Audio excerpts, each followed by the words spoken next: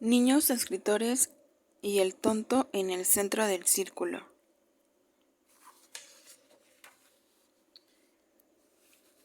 De esta historia tienes una versión falsificada, rosada, tonta, cursi, azucarada, que alguien con la mollera un poco rancia consideró mejor para la infancia. Roald Dahl. En 1985 el comité de una biblioteca pública en Massachusetts expulsó un libro de sus estantes, bajo el argumento de que era inmoral y ofensivo, y su lenguaje vulgar e ignorante. Ese libro era Las aventuras del Huckleberry Finn. En 1972, una asociación estadounidense por los derechos de los afroamericanos acusa a un libro de racismo, mientras padres de familia y periódicos lo acusan de ser el libro más desabrido jamás escrito para niños. Ese libro era Charlie y la fábrica de chocolate. En 2001, en Pensilvania, un reverendo en una iglesia invitaba a la gente a avivar una inmensa hoguera con un mismo título que 2 años después sería acusado por el cardenal Joseph Ratzinger, antes de llegar a ser más conocido como el Papa Benedicto XVI. De minar la cristiandad, ese libro era Harry Potter. Cuando se habla de libros para niños, es casi inevitable hablar también de su censura, del eterno dilema entre lo entretenido y lo educativo, entre lo moral y lo inmoral. En el siglo XXI, lejano ya de esa época en que la Inquisición quemaba por igual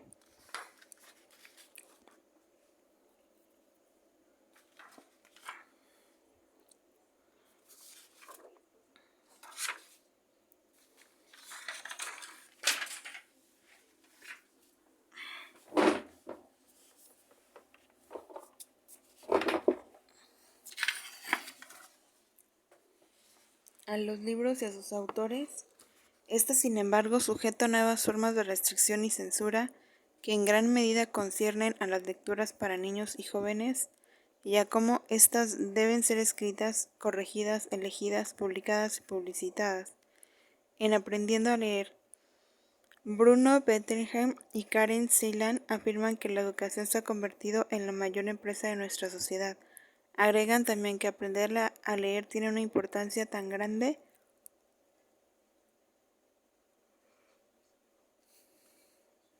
dentro de la educación del niño, que su experiencia en el aprendizaje de la lectura con frecuencia sella el destino de una vez por todas de su carrera académica.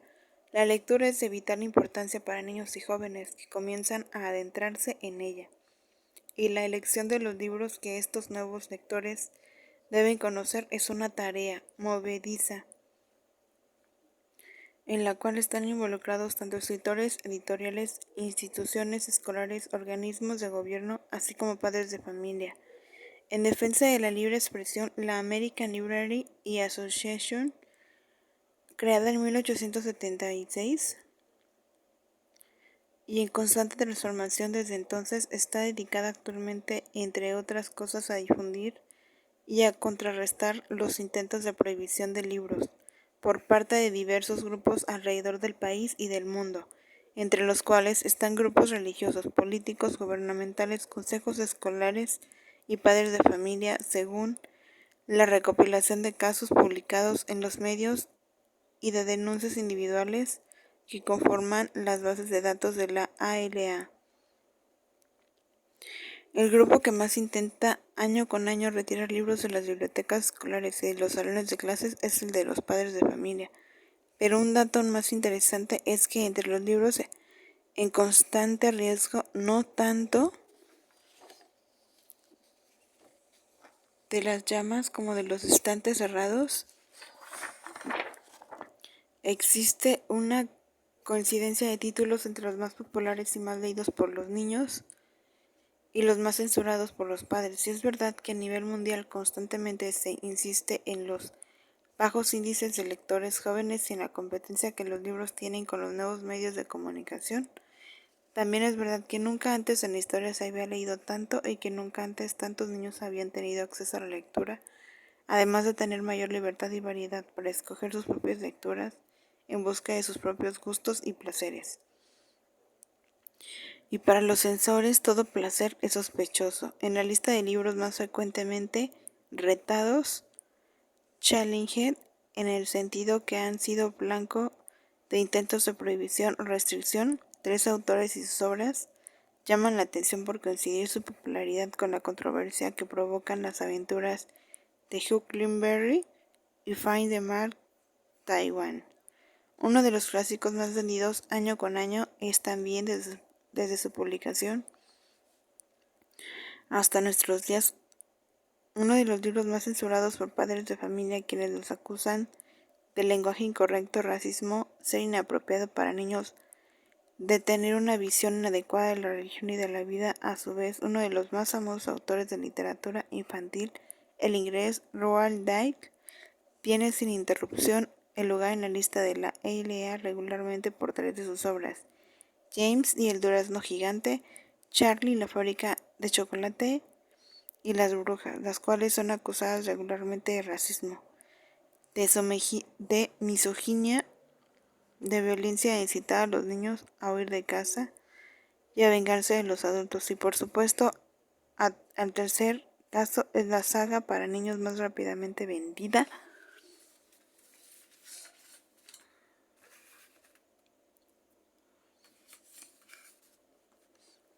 de la historia y más rápidamente leída por millones de niños, Harry Potter, con sus 7 volúmenes atacados por ir en contra de diversas creencias religiosas,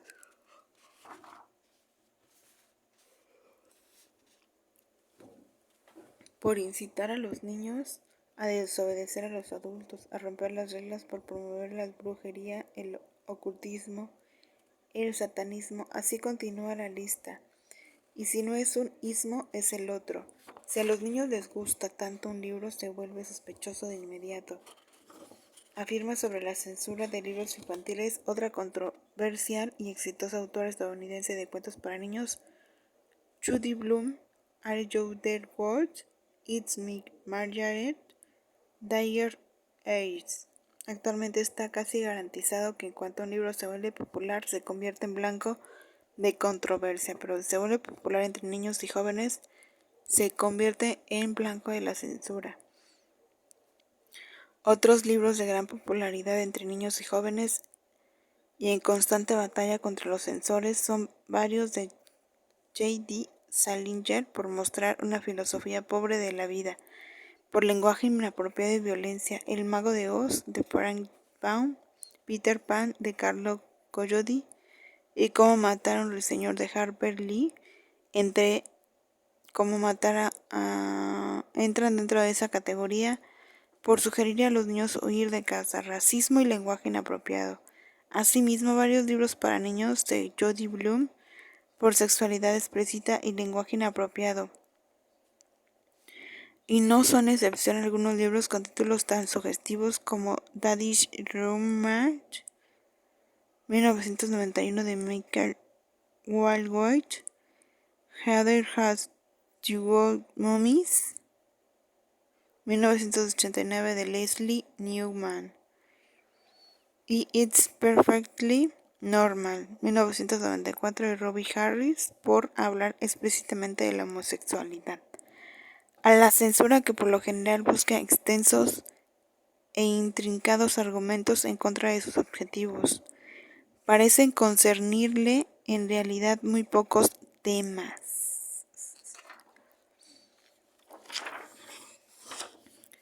Cuando se trata de libros para niños, sexualidad, religión, educación, debemos creer que la tarea del censor es impedir que los niños arriben demasiado pronto al conocimiento de ciertos temas, aunque estos temas sean ya parte de sus vidas y estén en constante exposición a ellos gracias al bombardeo de la publicidad y los medios, restringir su insaciable curiosidad, aunque esta restricción implique muchas veces confundirlos o frustrarlos, al no obtener respuestas claras a sus preguntas, dominar sus impulsos incivilizados, aunque sean muchas veces los adultos quienes actúen de forma arbitraria, egoísta y violenta en el mundo de los niños.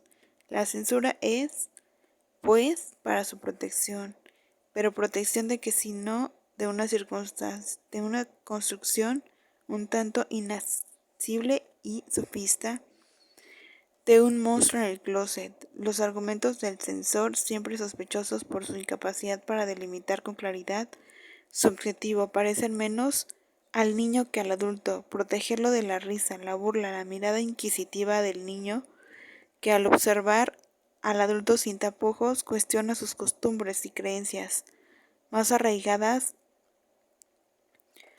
y lo convierte en objeto de su burla, de su divertimiento, de su horror. Es el adulto, el verdadero monstruo del closet. La inocencia es un estado en el que tratamos de mantener a nuestros niños. La dignidad es un estado que reclamamos para nosotros, escribe el Nobel sudafricano Jamie Coates en su introducción a Giving Offense, Essays in Censorship, y todos estos libros tan controversiales, que por su popularidad parecen hablar tan directamente a los niños, muestran las grietas y errores del mundo, de los adultos, la tristeza de la vida, lo incomprensiblemente de la historia y sobre todo la impotencia de ser niño. Muestran también que los niños son muchas cosas, pero nunca inocentes, y que en el difícil proceso de crecer se llegan a conocer por igual adultos y niños. Horrorosos, sin embargo, nos dice el ensayista y psicólogo Rafael López Pedraza en su libro Dionisos en el exilio, sobre la represión de la emoción y el cuerpo. Nuestra visión de la niñez está impregnada tanto por la adoración al niño de la Sagrada Familia como por el paraíso moderno de Disneylandia, que es la concepción de la niñez como un periodo unilateralmente puro, inocente y feliz. Todo esto en terrible contraste con un mundo de guerras, de violencia mediática, de pobreza, de intolerancia, el mar de información en el Internet, el bombardeo de la publicidad que goza de libertades negadas a la cultura misma, la transformación y la ruptura de la familia como la conocemos, la proliferación de nuevas sectas y religiones extremistas,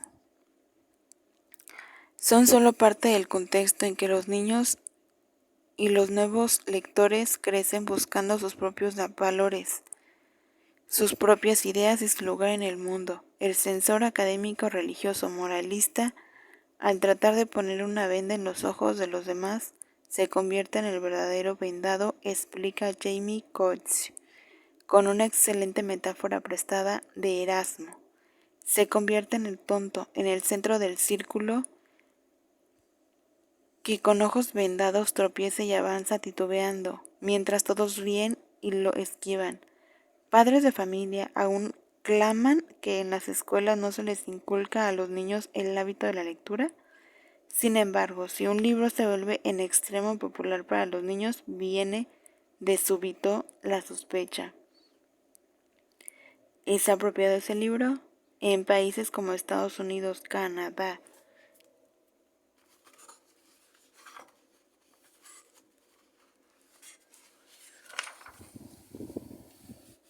Inglaterra, Australia, los índices de quejas de los padres respecto a diversas lecturas y material cultural son altísimos. A pesar de la supuesta tolerancia en que dicen vivir, la censura parece ser un lujo que quienes tienen algo que censurar.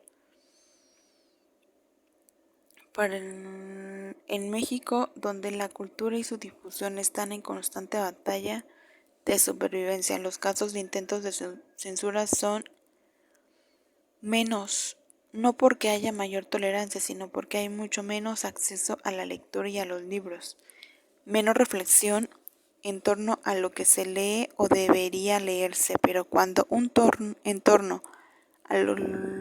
cuando la censura de cierto padre de Familia se encargó de dar renovada popularidad entre los jóvenes a Aura de Carlos Fuentes, recuerdo haber convencido a 2 adolescentes de leerlo con solo las palabras mágicas. Este libro fue prohibido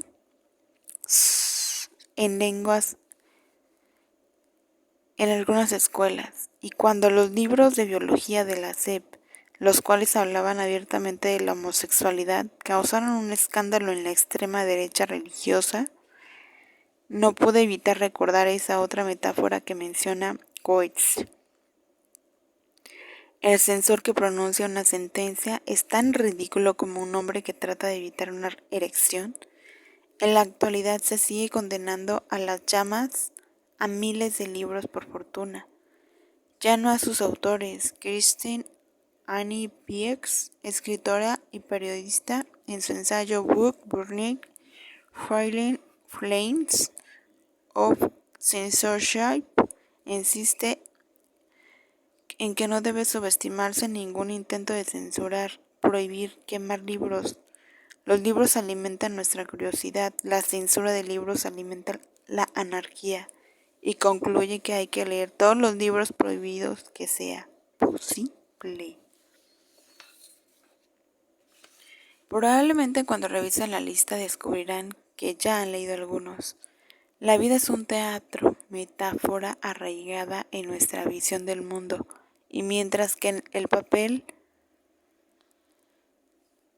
del censor parece ser el del tonto, en el centro del círculo el papel del niño es, como el del escritor, el de ir más alta de la censura y ver incluso la vergüenza, el horror para encontrar detrás del el entendimiento, la iluminación, el encuentro con el arte y con nosotros mismos.